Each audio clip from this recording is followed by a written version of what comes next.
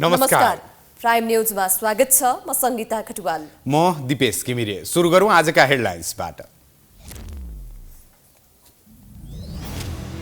राष्ट्रपति निर्वाचन प्रति प्रमुख दलको सूक्ष्म नजर। कांग्रेस राष्ट्रपति हत्याउने दाउमा, राष्ट्रिय सहमति भन्दै माओवादी कांग्रेसप्रति लचिलो, एमाले आफ्नै अडानमा। स्थानीय तहका 1,24,000 उम्मेद्वारले खर्च विवरण बुझाएनन्। मिनाहाका लागि प्रधानमन्त्रीदेखि आयोगसम्म गुहार। कानून संशोधन जरुरी। सुनको मूल्यले दैनिक नयाँ रेकर्ड बनाउँदै आज पनि तोलाको 1,06,900 मूल्य अझै बढ्न सक्ने आकलन। अस्थिर अन्तर्राष्ट्रिय बजार प्रमुख कारण। रुसी सेनाद्वारा युक्रेनको हवाई प्रतिरक्षा प्रणालीमा क्षति पुर्याउन 30 भन्दा बढी क्षेप्यास्त्र प्रहार। 1 जनाको मृत्यु, विद्युत सेवा अवरुद्ध।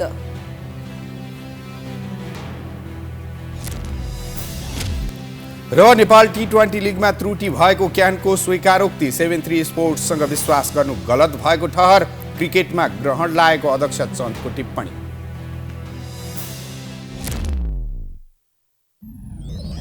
अब प्राइम न्यूज विस्तारमा।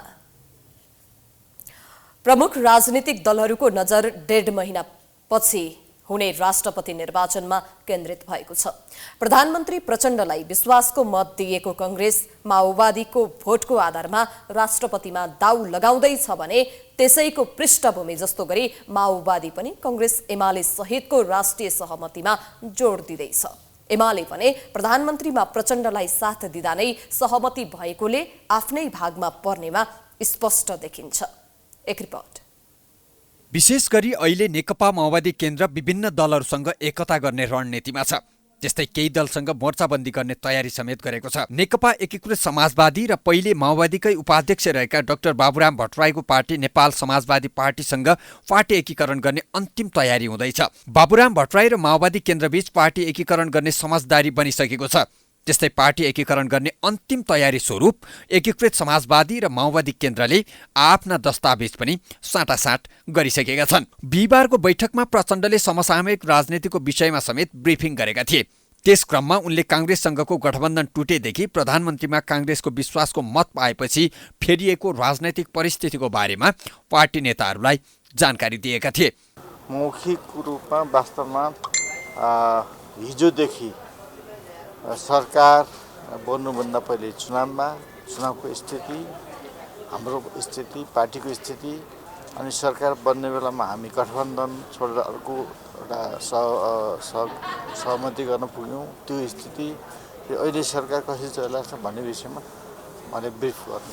माओवादी केन्द्रको स्थायी कमिटी बैठकमा राष्ट्रपति निर्वाचनको रणनीति समेत तयार पार्ने अनुमान गरिएको छ। राष्ट्रपतिमा माओवादीको सहयोग पाउने आशले सरकारलाई विश्वासको मत दिएको कांग्रेस राष्ट्रपतिमा राष्ट्रिय सहमतिमा जोड दिँदैछ।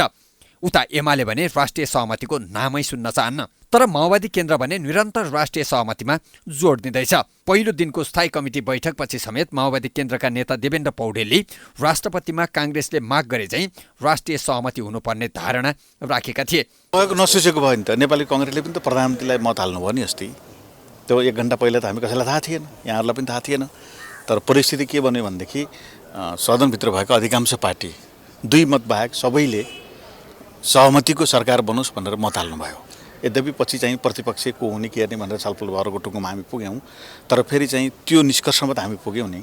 त्यसै गरिकन सल्लैले राष्ट्रपतिले पनि चुनियो भनेदेखि चाहिँ राम्रो हुन्छ, तर यो कुनै पार्टी विशेषलाई बाइपास गरेर राष्ट्रिय सहमतिको कल्पना गर्न सकिँदैन। राष्ट्रपतिमा राष्ट्रिय सहमतिको पक्षमा रहेको माओवादी केन्द्र नेकपा एमालेको दबावका बावजुद कांग्रेस सहितको सहमति गर्न सफल हुन्छ हुँदैन त्यो प्रतीक्षाकै विषय बनेको छ। तर सरकार गठन अघि बनेको सत्ता गठबन्धनको बैठकमा आफ्नो भागमा परेको राष्ट्रपति पद गुमेको अवस्थामा नेकपा एमाले पनि चुपचाप हेरेर बस्ने अपेक्षा भने गर्न सकिन्न। तर संसदको ठूलो दल कांग्रेसलाई विश्वासमा लिने रणनीतिमा माओवादी केन्द्र देखिन्छ। त्यसका लागि राष्ट्रपति निर्वाचनलाई अवसरका रूपमा उपयोग गर्ने रणनीतिमा छ। त्यसैले माओवादी केन्द्रको अबको कदमलाई चासोका साथ हेरिएको छ। आफ्नै पहलमा नेकपा माओवादी केन्द्रका अध्यक्ष पुष्पकमल दाहालको नेतृत्वमा बनेको सरकारमा सहभागी अन्य दलप्रति एमाले अध्यक्ष केपी ओलीले कटाक्ष गरेका छन्। खास गरी राष्ट्रिय स्वतन्त्र पार्टी र राप्रपाको उदयप्रति लक्षित गर्दै ओलीले च्याउसरी उम्रिएका दलको कुनै भविष्य नभएको आरोप पनि लगाएका छन्। नेकपा एमालेका अध्यक्ष केपी शर्मा ओली वाकपटुता भएको नेता मानिन्छन्। सार्वजनिक समारोहमा उनको टिप्पणी अन्य दल एवं तिनका शीर्ष नेताहरूलाई बिजाउने खालका हुन्छन्। आफूप्रति असहमत दल एवं नेताहरूप्रति असहिष्णु भएको आरोप पनि ओलीप्रति लाग्ने गर्छ। संसद बैठकको सुरुकै दिनमा आफूले संसद बैठक विघटन गरेको विषय ठिक भएको भन्दै अन्य दललाई झस्काएका ओलीले गत मङ्सिरमा भएको प्रतिनिधि सभा निर्वाचनबाट उदाएका दलप्रति पनि तीव्र आक्रोश पोखेका छन्। अरू त अरू आफ्नो पहलमा आफैले समेटेर बनाएको गठबन्धनका साना दललाई ओलीले मौसमी भन्दै उनीहरूको भविष्य नभएको ठोक्कुवा गरे। नेकपा एमाले स्कुल विभागले आयोजना गरेको कार्यक्रममा ओलीले केही सामाजिक असन्तुष्टिलाई उपयोग गर्न खोलिएको पार्टीहरू मौसमी खालको भएको मात्र बताएनन्, ती दल स्थायी नहुने र उनीहरूले देशको विकास पनि गर्न नसक्ने आरोप लगाए। कतिवटा पार्टीलाई केका लागि खुल्या नै थाहा हुँदैन। केही सामाजिक असन्तुष्टिलाई उपयोग गर्न गन्तव्य के हो त? कहाँ पुग्ने भन्दा त्यो गन्तव्य हुँदैन, सामाजिक असन्तुष्टिलाई उपयोग गर्ने। समाजमा असन्तुष्टि बढ्यो त्यसकारण त्यसलाई त्यो असन्तुष्टिलाई उपयोग गरेर जाने। कोही एउटा मौसमी खालका कुराहरूबाट वात्ता आउने यस्ता कुराहरू राजनीतिमा देखा पर्छन्, हुने गर्छन्, तर ती स्थायी हुँदैन। काङ्ग्रेसप्रति पनि अनुदार देखिने ओलीले काङ्ग्रेसले सत्ता सम्हाल्दा राज्यका सबै संयन्त्र भत्ताभुङ्ग भएको पनि जिकिर गरे। उनले उद्देश्यमा सङ्गठित हुने पार्टी एमाले मात्रै भएको दाबी गरे। उनले सुखी नेपाली समृद्ध नेपालको नारालाई साकार पार्नका लागि नै एमालेले काम गर्ने स्पष्ट पारेका छन्। ओलीले सत्ता सहयात्री दलप्रति नै गरेको कटाक्षप्रति उनीहरूको प्रतिक्रिया त आएको छैन, तर उनको यस अभिव्यक्तिबाट उनी नयाँ दलको व्यवहारबाट सन्तुष्ट छैनन् भन्ने विषय भने उजागर भएको छ। गत स्थानीय निर्वाचनमा पूर्व सञ्चारकर्मी रवि लामिछानेले नेतृत्व गरेको राष्ट्रिय स्वतन्त्र पार्टी र राजेन्द्र लिङ्गदेनको नेतृत्वको राप्रपाले अनुपेक्षित सिट ल्याएको विषयलाई पुराना दलप्रतिको आक्रोश भनी व्याख्या भइरहँदा नयाँ दलप्रति ओलीले व्यङ्ग्यको बाण प्रयोग गरेका हुन्।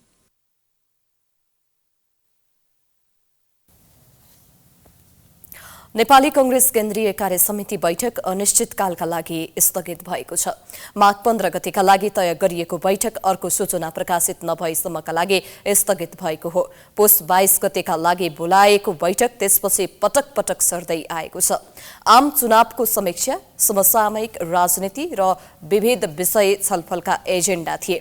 गठबन्धन भत्किएपछि रक्षात्मक अवस्थामा रहेका सभापति शेरबहादुर देउवा केन्द्रीय समिति फेस गर्न डराएको आरोप लाग्दै आएको छ।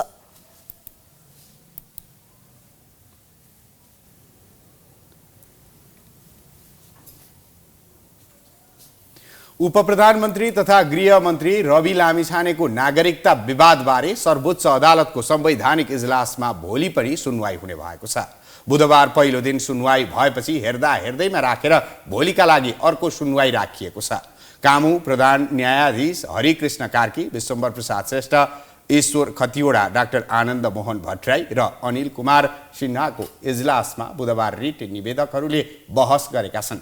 हिजो बुधबार सुनवाईका क्रममा निवेदकको तर्फबाट बहस गर्ने वकिलहरूले लामिछाने अहिले नेपाली मूलका विदेशी नागरिक भएको दावी गरेका छन्। सरकारी वकिलले पनि लामिछानेले नागरिकता पुनः प्राप्तिका लागि नागरिकता नियावलीले तोकेको कार्यविधि पालना नगरेको स्वीकार गरेका छन्।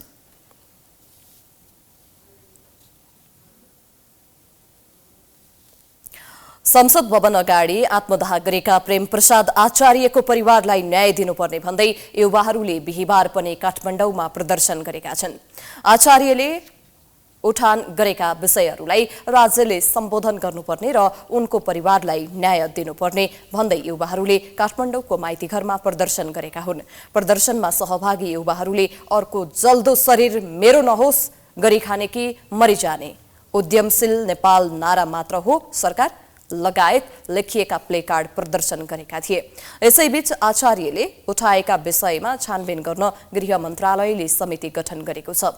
मन्त्रालयका सहसचिव नारायण प्रसाद रेजालको संयोजकत्वमा 6 सदस्यीय छानबिन समिति गठन गरिएको हो। आज श्री पञ्चमी पर्व। हरेक वर्ष माघ शुक्ल पञ्चमीका दिन श्री पञ्चमी पर्वलाई विद्याकी देवी सरस्वतीको पूजा आराधना गरी मनाउने गरिन्छ। ज्ञानको सागर विद्याकी खानी मानिने सरस्वती देवीको पूजा आराधना गर्दा धेरै पढ्न आउने, बुद्धि बढ्ने विश्वास छ। आजकै दिन बालबालिकालाई अक्षरारम्भ गर्दा साइत हेर्नु नपर्ने मान्यता छ। विशेष गरी हिन्दू धर्मावलम्बीहरूले विद्या र सृजनाकी देवी सरस्वती माताको विभिन्न शैक्षिक संस्था तथा मन्दिरहरूमा विशेष पूजा आराधना गर्ने गर्दछन्। आजको दिन श्री पञ्चमी मात्र नभई वसन्त ऋतुको सुरुवात हुने दिन भएकाले वसन्त पञ्चमी पनि भनिन्छ। आजको दिन नै ऋतुराज वसन्तलाई अन्य 5 ऋतुले भेट गरेकाले यस दिन वसन्त पञ्चमीको रूपमा मनाउने गरिन्छ। श्री पञ्चमीमा संगीत, कला, साहित्य र विद्याकी खानी सरस्वतीलाई पूजा आराधना गरेमा धेरै पढ्न आउने विश्वास रहेको छ। सरस्वतीलाई महाविद्या, महावाणी, भारती, वाक, शारदा, आर्य, ब्राह्मी, कामधेनु, देवगर्भा, धीश्वरी जस्ता विभिन्न नामले पुकारिन्छ। यस पर्वलाई विशेष गरी शैक्षिक संस्थाहरूमा विशेष महत्त्वका साथ मनाइने गरिन्छ। विभिन्न मन्दिरहरूमा पनि भक्तजनहरू देवीको पूजा आराधना गर्ने गर्दछन्। हिन्दू धर्मावलम्बीहरूले मात्र नभई बौद्ध धर्मावलम्बीले पनि सरस्वतीलाई बोधिसत्व मञ्जुश्रीका रूपमा ज्ञानको प्रतीक मानेर पूजा आजा गर्ने गर्दछन्।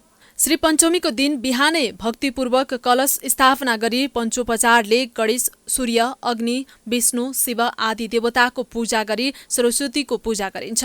सरस्वती पूजाको दिन बालबालिकालाई अक्षरारम्भ पनि गराइन्छ। आजको दिन चाहिँ विशेष गरी हाम्रा नयाँ बालबालिकाहरूका लागि भर्ना गर्दाखेरि उहाँको अक्षरारम्भ गर्दाखेरि चाहिँ राम्रो हुने, विद्याकी देवी सरस्वतीले सधैँभरि साथ दिने त्यस्तो मान्यता आइरहेको छ। त्यो कारणले गर्दा नै आजको दिन विद्यार्थीहरूको लागि र नयाँ बालबालिकाहरू जुन चाहिँ नयाँ भर्ना गर्नका लागि आउने बालबालिकाहरूको लागि चाहिँ विशेष दिनको रूपमा हामी हेर्ने गर्दछौँ। सरस्वती मातालाई चाहिँ हामीले ज्ञानकी देवी, विद्या आरम्भ गर्नको लागि चाहिँ सरस्वती माताको चाहिँ महत्त्वपूर्ण भूमिका हुन्छ। ज्ञानकी देवी भनेर हामीले सरस्वती मातालाई चिन्दछौँ। त्यो कारणले चाहिँ जब बालबालिकाहरूको विद्यालय पढाइ सुरु गर्ने, विद्या आरम्भ गर्ने अवस्था सुरु हुन्छ। सरस्वती भन्नाले हामीले विद्याकी देवी भन्छौँ होइन। त्यही भएर चाहिँ सरस्वतीको आराधना गर्दाखेरि चाहिँ विद्याकी देवी खुसी हुनुहुन्छ भनेर मान्छेले मान्यता त्यही छ हाम्रो होइन। पहिलेदेखि नै हामी यो पूजा यसरी गरिरहेका छौँ। भर्खरै चाहिँ अब शिक्षाको क्षेत्रमा प्रवेश गर्ने सानो नानी बाबुहरूको लागि चाहिँ अक्षरा आरम्भको दिन भनेर पनि चिनिन्छ। अनि हाम्रो एउटा संस्कृतिमा चाहिँ एउटा विधिपूर्वक बच्चाहरूलाई एउटा शिक्षा आरम्भ गर्ने चलन छ। वसन्त पञ्चमीको अवसरमा राष्ट्रपति विद्यादेवी भण्डारीले हनुमान ढोकाको नासल चोकमा दैविक विधिपूर्वक वसन्त श्रवण गरेकी छिन्। समारोहमा उपराष्ट्रपति नन्दबहादुर पुन, प्रधानमन्त्री पुष्पकमल दाहाल प्रचण्ड, सभामुख देवराज घिमिरे, राष्ट्रिय सभाका अध्यक्ष गणेश प्रसाद तिमल सिन्हा, कामुक प्रधान न्यायाधीश हरिकृष्ण कार्की लगायतको सहभागिता थियो। ज्ञान, सिद्धि र सद्बुद्धि प्राप्त हुने विश्वास सहित आज सरस्वती माताको विशेष पूजा आराधना गरिएको छ। सरस्वतीलाई सेतो रङ, फूल, चन्दन, शङ्ख आदि प्रिय लाग्ने भएकाले पूजामा यी सामग्री चढाउने गरिन्छ। पूजापछि ध्यानपूर्वक सरस्वतीको वन्दना पनि गाउने गरिन्छ। नेपालमा वन्यजन्तु एवं पशुपन्छी प्राकृतिक वासस्थान र आहारबाट वञ्चित छन्। त्यसैको एक उदाहरण हो काठमाडौँको विभिन्न धार्मिक तथा तीर्थस्थलमा रहेका बाँदर। सरकारले वन्यजन्तु र पशुपक्षीको वासस्थान एवं आहारको प्रभावकारी व्यवस्थापन नगर्दा काठमाडौँमा अलपत्र परेका बाँदरहरूको अवस्था के छ त? एक रिपोर्ट। घटना सुन्दा सामान्य लाग्न सक्छ, तर आज तपाईहरुलाई हामी एउटा फरक प्रकृतिको समाचार देखाउन गइरहेका छौं। आज हामी बाँदरको समाचार देखाउन गइरहेका छौं। राजधानीका दुई महत्त्वपूर्ण स्थानका बाँदरहरू देखाउँदै छौं, जसको न आहाराको टुङ्गो नै छ न उनीहरूको वासस्थानको ठेगान नै। जीवजन्तु एवं पशुपक्षीको यस्तो लाचार र अस्तव्यस्त अवस्था हुँदा पनि पशुपक्षी एवं जीवजन्तुसँग सम्बन्धित सरकारवाला निकाय भने देखेको नदेखे जै गरिरहेका छन्। यो हेर्नुहोस्।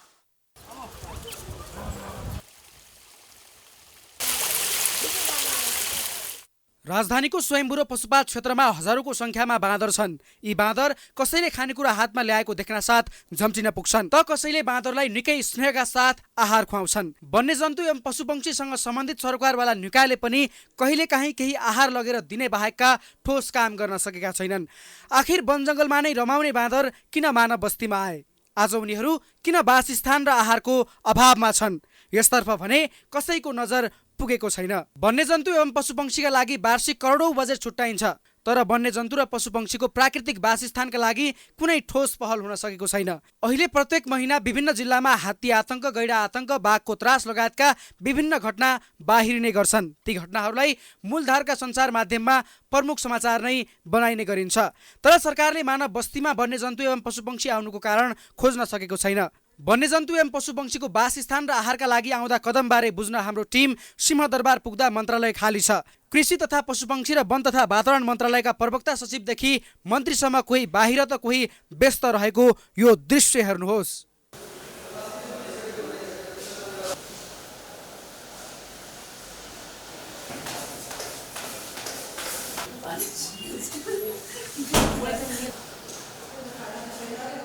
सरकारले चासो नपुर्याउँदा वन्यजन्तु एवं पशुपक्षीको न आहार छ न वासस्थान छ त केवल वन्यजन्तु र पशुपक्षीको आहार र वासस्थान सुरक्षित गर्नका लागि छुट्याइएको बजेटबाट पदवालाहरूकै हालीमुहाली। यता डिभिजन वन कार्यालय काठमाडौँले भने बाँदरसँगै अन्य जीवजन्तुको वासस्थान र आहारका लागि काम गरिरहेको बताउँछ, तर डिभिजन कार्यालयको कामबाट पनि प्रभावकारी नतिजा आउन सकेको छैन। जीवजन्तुको अस्तव्यस्त अवस्था उस्तै छ। फलफुलको वृक्षारोपण बाँदरको आहारलाई केही हुन्छ भनेर वृक्षारोपण पनि गरेको थियौँ। त्यही पनि अब समस्या चाहिँ के हुन्छ भने बाँदरले हुर्किनै दिँदैन, उसलाई मुन्टो भाँचेर खाइदिइहाल्छ। कुनै पनि जनावरलाई चाहिँ हामीले चिकित्सक आइदिएछ भने चाहिँ हामीले जू लिएर जान्छौँ अनि त्यहाँबाट त्यहाँ ट्रिटमेन्ट हुन्छ। त्यही अनुसारको ट्रिटमेन्ट भइसकेपछि चाहिँ अनि रेडी टु रिलिज भनेर हामीलाई सूचना आउँछ एनटिएनसी सेन्ट्रल जूबाट। अनि त्यही अनुसारको हामीले उसको नेचुरल ह्याबिट्याटमा प्राकृतिक वासस्थानमा चाहिँ हामीले स्थानान्तरण गर्छौँ। जीवजन्तु एवं पशुपक्षीका लागि भनेर वार्षिक अर्बौं बजेट विनियोजन गरिन्छ, तर यस्ता अलपत्र परेका बाँदरहरूलाई बिहान र साँझको 2 छाक खाना दिनु अथवा कसैले भोजन बाँडिदिनु मात्रै समस्याको समाधान हो त?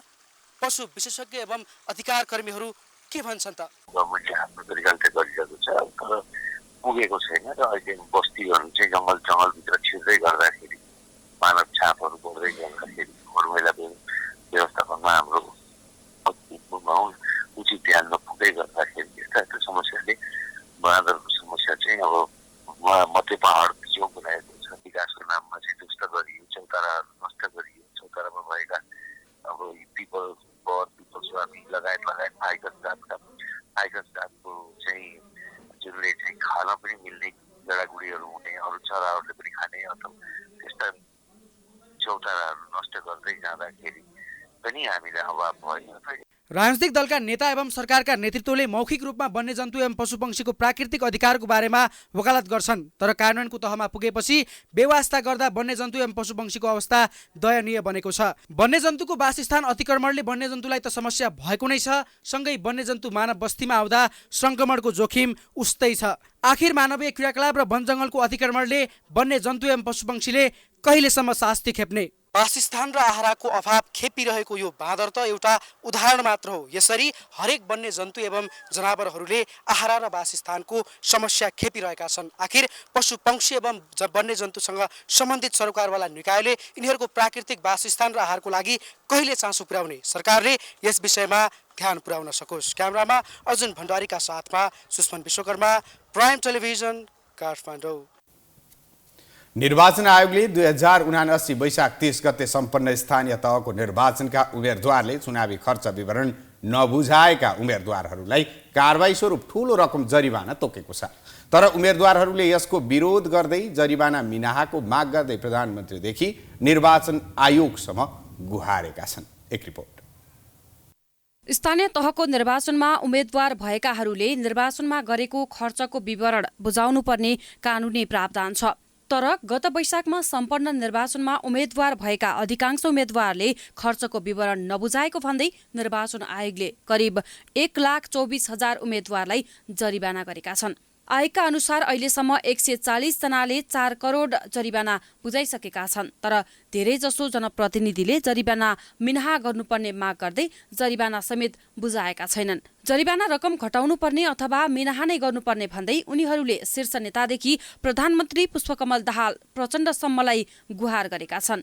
निर्वाचन आयोगले आफूहरूलाई समयमै सुसूचित नगरेको भन्दै जरिवाना मिनाहाका माग गरिरहेको उनीहरूको भनाइ छ।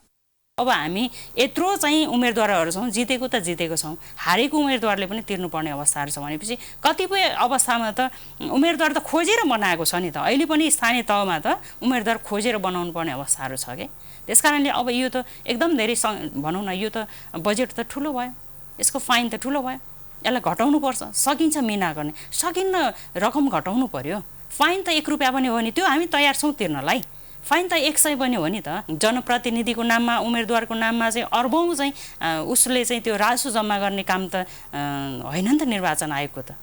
उम्मेद्वारहरूको तर्क भने दूरदराजमा उम्मेद्वार हुने अत्यन्त पिछडिएका दलित, जनजाति लगायतले कानुनका प्राविधिक पक्ष पनि थाहा नपाउने र उनीहरूले आयोगले तोकेको चर्को शुल्क तिर्न पनि नसक्ने हुँदा ऐनको व्यवस्था नै परिवर्तन गरी जरिवाना मिनाहा गर्नुपर्ने लबिङ गर्दै आएका छन्। प्रधानमन्त्री प्रचण्डदेखि आयोगसम्म आफ्ना मागबारे सकारात्मक रहेको उनीहरूको भनाइ छ। निर्वाचन आयोग ऐन 2073 को दफा 25 को 1 नम्बर बुदामा उम्मेद्वारले निर्वाचन खर्चको विवरण पेश गर्नुपर्ने दायित्व भएकोले राजनैतिक दल वा उम्मेद्वारले निर्वाचनको अन्तिम परिणाम प्रकाशित भएको मितिले 30 दिनभित्र आयोगले तोकेको ढाँचामा खर्चको बिल भरपाई सहित निर्वाचन खर्च विवरण पेश गर्नुपर्ने व्यवस्था छ।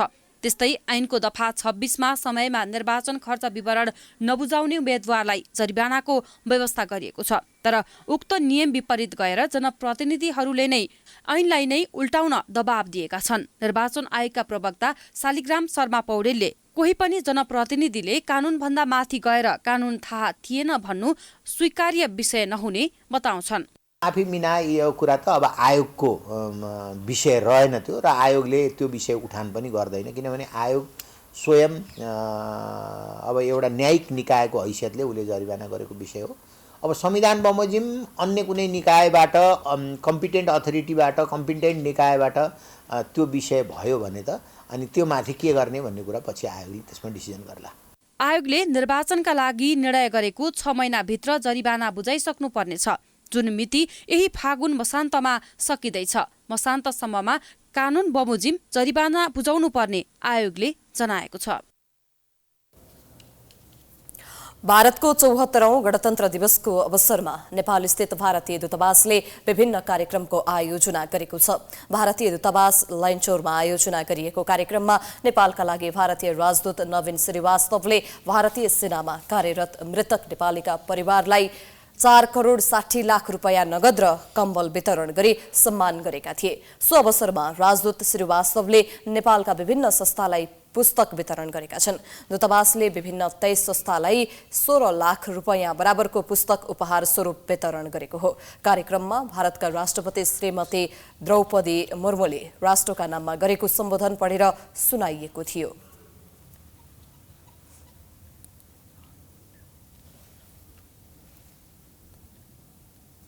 I am happy to note that the United Nations has accepted a suggestion from India and declared 2023 as the International Year of Millets. Millets were essential ingredients of our diets, and they are making a comeback among sections of the society. Coarse grains like millets are eco-friendly as they require less water to grow, and yet they provide high levels of nutrition. If more and more people turn to millets, it will help conserve ecology and also improve health. दूतावासले सेवानिवृत्त सैनिकलाई सहयोग गर्ने आफ्नो प्रतिबद्धता समेत जनाएको छ। ललितपुरको गोदावरी नगरपालिका 13 झरुवा राशीमा रहेको सन्तानेश्वर महादेव मन्दिरमा विराट ज्ञान महायज्ञ र 11 वर्षे महोत्सव सुरु भएको छ। श्री सन्तानेश्वर महादेव मन्दिर संरक्षण तथा सम्वर्धन सेवा सङ्घको आयोजनामा सुरु भएको महायज्ञ 22 गते श्री स्वस्थानी समापनको दिन पूर्णिमासम्म चल्नेछ। एक रिपोर्ट। श्री सन्तानेश्वर महादेव मन्दिरमा बिहिबार विराट ज्ञान महायज्ञ र 11 वर्षे महोत्सवको उद्घाटन गरिएको छ।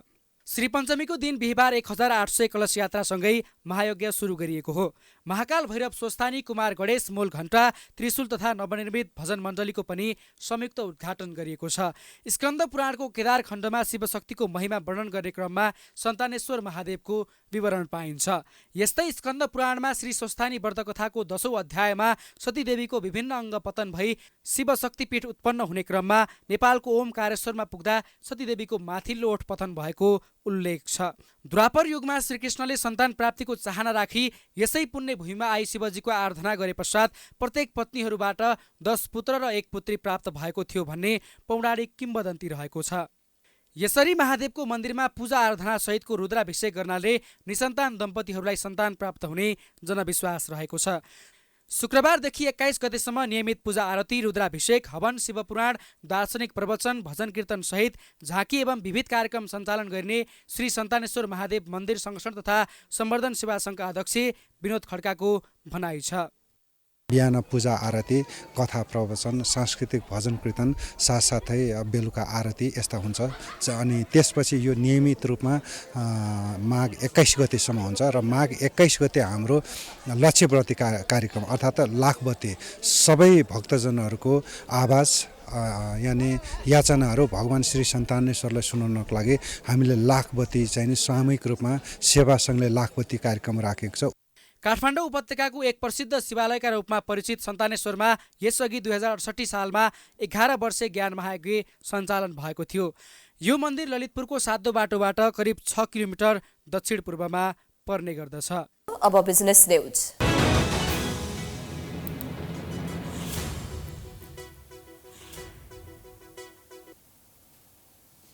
नेपाली बजारमा सुनको मूल्यले दैनिक नयाँ रेकर्ड बनाउँदै गएको छ। हाल नम्बरी सुनको मूल्य 1,06,900 पुगेको छ। यो हालसम्मकै उच्च मूल्य हो।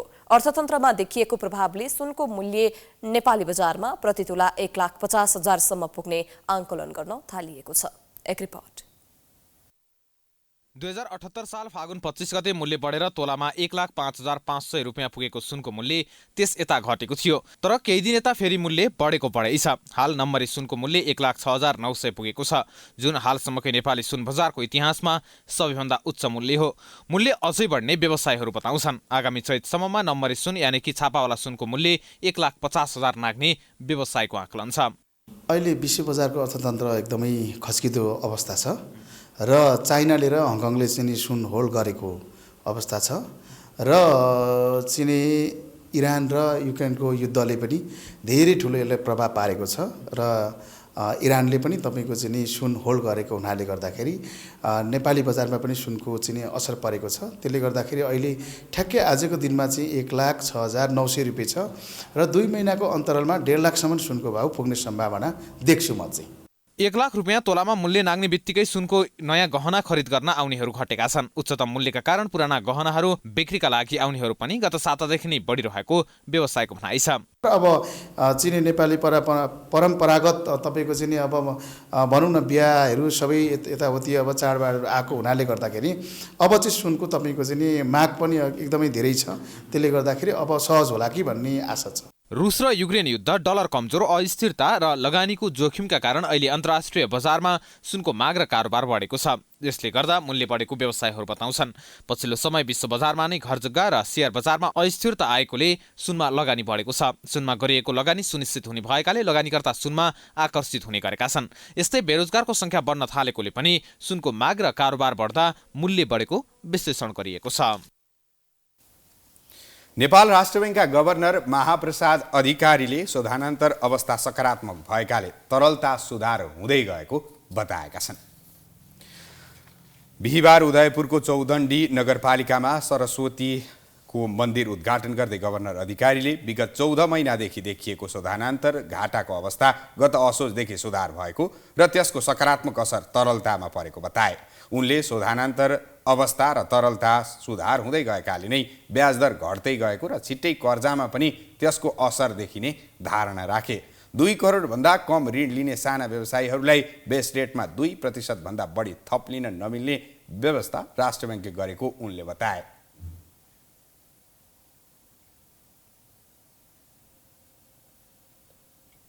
गत वर्ष जुन खालको हाम्रो ट्रेड अर्थात् बाह्य क्षेत्र असन्तुलन हुन गयो, खास गरी शोधनान्तर स्थिति ठुलो घाटा हामीले बिहोर्नु पर्यो, त्यसको असर स्वरूप आन्तरिक रूपमा हामीसँग तरलताको चाहिँ निकै तरलता खड्कियो, तरलता चाहिँ सङ्कुचनमा गयो, जसको फलस्वरूप केही ब्याज दरहरूमा पनि उतार चढाव भए। जुन कुरा चाहिँ सधैँलाई हुने कुरा त होइन, तर केही न केही तलमाथि भइरहेको अवस्था छ। त्यसलाई हामीले कसरी हुन्छ स्टेबल बनाएर लानु छ, स्थायित्व दिनु छ, जसको लागि हामी त्यत्तिकै हुने विषय छैन। यसलाई समग्र रूपमा हाम्रो बाह्य क्षेत्रलाई स्थायित्व दिएर शोधनान्तर स्थितिमा सुधार गरेर यो स्थिति सुधार हुँदै जाने हो। विदेशीकरणको नीति अवलम्बन गरी सबै नेपालीलाई बैंकिङ कारोबारमा जोड्ने अभियान सुरु गरिएको जानकारी दिए।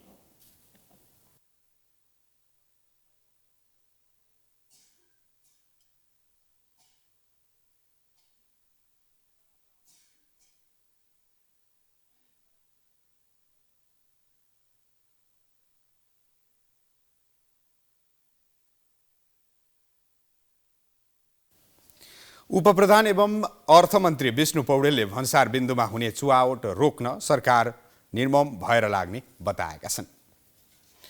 71औं अन्तर्राष्ट्रिय भन्सार दिवसका अवसरमा भन्सार विभागले बिहिबार काठमाडौँमा आयोजना गरेको कार्यक्रममा मन्त्री पौडेलले पछिल्ला समयमा भन्सार बिन्दुबाट हुने चुहावट बढ्दै गएको र त्यसको असर राजस्व परिचालनमा समेत परेको भन्दै चुहावट रोक्न सरकार निर्मम भएर लाग्ने बताएका हुन्। भन्सार बिन्दुबाट कुनै वस्तुको आयात घट्ने तर बजार सोही वस्तुको मौजात नै बढी हुने देखिएकाले यसले भन्सारका लिगल च्यानलहरूलाई चुनौती दिने काम भएको उनले बताए।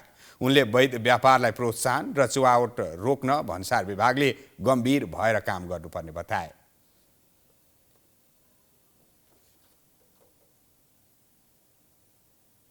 राजस्व परिचालनमा जुन प्रकारको न्यूनता छ, यसका पछाडि यो या त्यो कारणलाई अघि सारेर हामीले एक्सक्युज खोज्नु हुँदैन भनेर आग्रह गर्न चाहन्छु।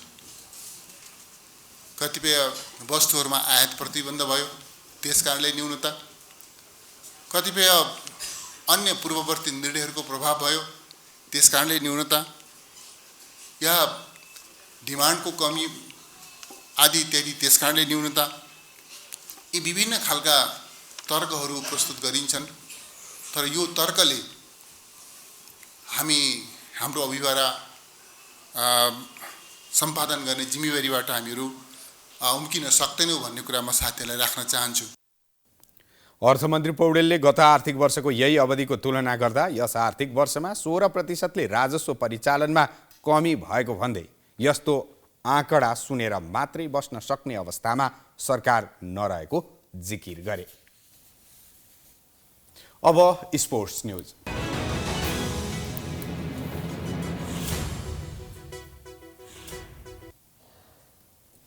आफ्नै घमण्डले ठक्कर खाएका नेपाल क्रिकेट सङ्घ क्यानका अध्यक्ष चतुरबहादुर चन्दले गल्ती स्वीकार गरेका छन्। क्यानले आयोजना गरेको नेपाल T20 लिगमा भएको स्पट फिक्सिङ, खेलाडीको पारिश्रमिक विवाद, लिग सञ्चालन गर्न जिम्मा दिएको 7-3 स्पोर्ट्सको लापरवाही जस्ता विषयप्रति क्यानले गल्ती स्वीकार गर्दै आगामी दिनमा सचेत हुने प्रतिबद्धता व्यक्त गरेको छ। एक रिपोर्ट। नेपाल क्रिकेट सङ्घ क्यानले नेपाल T20 क्रिकेट लिगका लागि भारतीय कम्पनी 7-3 स्पोर्ट्ससँग सम्झौता गर्नु गल्ती भएको स्वीकार गरेको छ। बिहिबार काठमाडौँमा पत्रकार सम्मेलन गर्दै क्यानले 7-3 स्पोर्ट्ससँगको सम्झौतामा केही त्रुटि गल्ती भएको स्वीकार गर्दै क्यानको कुनै गलत नियत नभएको समेत स्पष्ट पारेको छ। पत्रकार सम्मेलनमा क्यानका अध्यक्ष चतुरबहादुर चन्दले लामो अनुभवका आधारमा 7-3 स्पोर्ट्ससँग सम्झौता गरेको, तर सम्झौतापछि आवश्यक जिम्मेवारीबाट पछि हटेर 7-3 स्पोर्ट्सले धोका दिएको बताए। कमर्सियल पार्टनर धेरै मिडिया साथीहरूले सम्पर्कमा फलानु छ, फलानु एउटा मिडिया साथीहरूको फोटो राखेर योजनाकारै भन्ने खालको पनि थियो। त्यसप्रति म माफी चाहन्छु, फोटो राखेर फिक्सिङको योजनाकारमा पनि फोटो राख्नु भएको थियो, माफ गर्नु होला, त्यस्तो अन्याय चाहिँ नगर्नु होला। मैले सुरुमै भने स्पट फिक्सिङ प्रकरणले लिग नै विवादमा परेको र यसको असर क्यान र समग्र नेपाली क्रिकेटमा परेकाले अब सबै मिलेर नेपाली क्रिकेटलाई पूर्ववत अवस्थामा फर्काउनु पर्ने उनले बताए। प्रहरीको केन्द्रीय अनुसन्धान ब्युरो CIB ले गरेको छानबिनमा नेपाल T20 लिगमा स्पट फिक्सिङ भन्दै 2 क्रिकेटरलाई पक्राउ गरिएको छ भने फिक्सिङ संलग्न हुन सक्ने आशंकामा अन्य 10 जनामाथि पनि अनुसन्धान भइरहेको छ। चन्दले अहिले लिगमा खेल्ने अधिकांश खेलाडीहरूले पारिश्रमिक पाइसकेको र केही खेलाडीहरूले पनि छिट्टै पाउने दावी गरे। स्पट फिक्सिङ प्रकरणमा प्रहरीलाई क्यानको पूर्ण सहयोग हुने चन्दको भनाइ छ। उनले फिक्सिङ तथा कुनै अनियमिततामा क्यानका कुनै पदाधिकारी संलग्न भए कारबाही भोग्न तयार रहेको धारणा राखे। चन्दले बलात्कारको आरोपमा निलम्बनमा परेका क्रिकेटर सन्दीप लामिछानेलाई टिममा फर्काउने बारेमा आफूहरू छलफलमा रहेको र विद्यमान कानुन अनुसार नै अघि बढ्ने बताए। सन्दीप लामिछाने नेपालको चाहिने खेलाडी भन्नेमा मलाई कुनै यहाँको कुनै लुगाउनु पर्ने कुरा छैन, तर नेपालको विद्यमान कानुनले हैन कुन खालको अथोरिटी दिन्छ त्यहाँ हामीले सम्बन्धित ठाउँमा पहल गरेका छौँ, त्यो अनुसार हामी अगाडि बढ्छौँ हैन। किनभने क्यान उसै पनि अहिले विभिन्न कारणले नेपाल T20 कारणले घेराबन्दीमा परेको कारणले त्यो कुरामा हामी धेरै बोल्न सक्दैनौँ। अध्यक्ष चन्दले यसअघि हुने गरेका फ्रेन्चाइज लिगहरूका बारेमा पुनः विचार गर्ने समय आएको बताएका छन्। यसअघि हुने गरेका फ्रेन्चाइज लिगहरू Pokhara premier league, Everest premier league र धनगढी प्रिमियर लिगका बारेमा पुनः विचार गर्नुपर्ने बेला आएको स्पष्ट पारेका छन्। नेपालको कुनै पनि ठूला परियोजना समयमा पूरा हुन सक्दैनन् भन्ने गतिलो उदाहरण हो मुलपानी अन्तर्राष्ट्रिय क्रिकेट रङ्गशाला। निर्माण सुरु गरेको 8 वर्ष बितिसक्दा पनि रङ्गशाला निर्माणको 50% पनि काम हुन सकेको छैन। कस्तो छ निर्माणाधीन रङ्गशालाको अवस्था? एक रिपोर्ट। यति बेला हामी निर्माणाधीन मुलपानी इन्टरनेसनल क्रिकेट स्टेडियममा छौँ। यो स्टेडियमको निर्माण सुरु भएको 8 वर्षभन्दा धेरै भइसकेको छ, तर काम भने 50% पनि भएको छैन। लगानी भने करोडौँ भइसकेको छ। आखिर स्टेडियम निर्माण कार्यमा ढिला सुस्ती किन? करिब 20,000 दर्शक क्षमताको अत्याधुनिक क्रिकेट रङ्गशाला बनाउन लागि मैदान हो यो। 5 वर्षमा निर्माण पूरा गर्ने लक्ष्य अनुसार 2071 सालमा रङ्गशाला बनाउन सुरु गरिएको थियो, तर 8 वर्ष बितिसक्दा पनि 50% पनि काम हुन सकेको छैन। तर रङ्गशाला निर्माणमा किन ढिलाइ भयो भन्ने प्रश्नमा राष्ट्रिय खेलकुद परिषदले ठोस जवाब दिन सकेको छैन। मेन कुरो के छ भने जुन किसिमको अब गतिमा हुनुपर्थ्यो त्यो भएको छैन। तैपनि अब यो मल्टिपर्पज कभर भनौँ क्रिकेट ग्राउन्ड हो, यसमा अब विगतमा अब केही त्रुटि भयो होला र अब हाम्रो सदस्य सचिव पनि अलिकति स्पिड भएको जुन कार्यशैली काम गर्ने क्षमता छ, त्यस कारणले गर्दा यो बारेमा हामी गम्भीर छौँ र डेफिनेटली यसलाई हामीले चाहिँ अब यो छिटोभन्दा छिटो चाहिँ एउटा इन्टरनेसनल क्रिकेट ग्राउन्डको रूपमा हामीले यसलाई स्थापित गर्नेछौँ भन्ने कुरा तपाईँलाई म विषय दिन चाहन्छु। रङ्गशालाको 3वटा प्याराफिट ब्लक बाहेक अन्य कामहरू हुन सकेको छैन। सरकारले उचित स्रोत साधन र बजेट व्यवस्थापन गर्न नसक्दा निर्माणमा ढिलो भएको रङ्गशालाका संयोजक राधाकृष्ण विष्ट बताउँछन्। अहिलेसम्म यो ढिला हुनुको कारण के भन्दा सरकारले पूर्ण रूपमा बजेट हालेको छैन। बजेट अर्को कुरा हाम्रो यहाँ यो मास्टर प्लानभित्र अलिकति अव्यवस्थित घर टहरा अनि त्यसपछि व्यक्तिहरूको जग्गाको सट्टा भर्ना जस्ता विषयहरूको कारणले यो ढिला भएको हो। अलपत्र परेको रङ्गशालामा सानातिना खेल प्रतियोगिता तथा अभ्यास हुने गरेको छ।